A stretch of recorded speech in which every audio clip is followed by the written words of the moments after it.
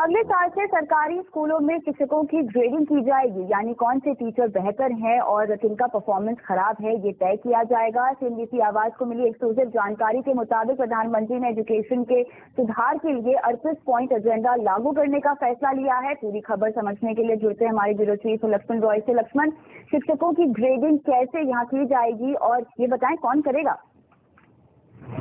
हमें जो सूत्रों से जानकारी मिली उसके मुताबिक प्रधानमंत्री ने जो फैसला लिया है उसके तहत शिक्षकों की ग्रेडिंग का काफी ज्यादा आधार जो है वो छात्रों के ऊपर रहेगा कि छात्र किन शिक्षक के छात्र बेहतर हैं और छात्रों से फीडबैक लिया जाएगा और फिर देखा जाएगा कि शिक्षक कौन से शिक्षक ज्यादा बेहतर परफॉर्म कर रहे हैं और कौन से शिक्षक कम परफॉर्म कर रहे हैं बेहतर, और उसके हिसाब से स्कूल के नोटिस बोर्ड पर ये उनकी तस्वीर लगाई जाएगी शिक्षकों की, और उस तस्वीर में भी वो क्रम ध्यान में रखा जाए कि जो शिक्षक सबसे अच्छा परफॉर्म कर रहे हैं, जिनका ग्रेड सबसे अच्छा है, उनकी तस्वीर सबसे ऊपर होगी।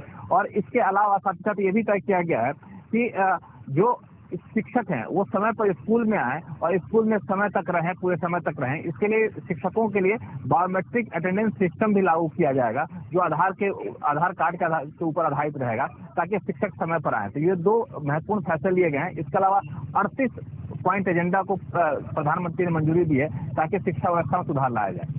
लेकिन यहाँ पर प्रधानमंत्री ने जिस 38 पॉइंट एजेंडा को लागू करने का फैसला लिया है लक्ष्मण, उसमें और क्या क्या खास बातें हैं ये समझाएं। इसमें जो सबसे महत्वपूर्ण बात मुझे दिखी उसका एक बड़ा हिस्सा 38 पॉइंट एजेंडा का है स्किल के ऊपर जोर है।